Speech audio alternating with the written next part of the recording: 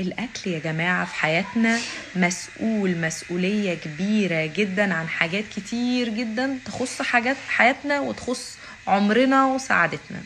بيعمل سلسلة من الحاجات، لو قفلت السايكل دي أو السلسلة دي هتعيشنا حياة حلوة وتطول عمرنا وتخلينا دايما في سعادة. الأكل بيدينا الطاقة، مسؤول عن إن هو يدي الإنسان الطاقة، ولو أخدنا طاقة هنبقى ناس more productive، هنروح شغلنا بكل نشاط وبكل حيوية، وكمان هيساعدنا على الموفمنت الحركة. فكل دي سايكل، وكمان هيحسن الكونكشنز بتاعتنا. يعني ايه؟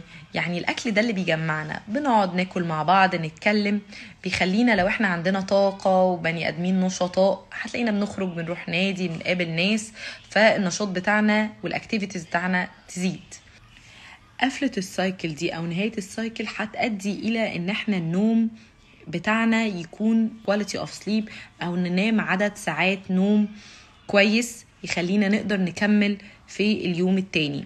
لان معظم مشاكل الناس اللي لو بتاكل فاست فود او unhealthy food نومها هيبقى مقطع، تسهر تاكل فما تعرفش تنام عدد ساعات كويس محترم.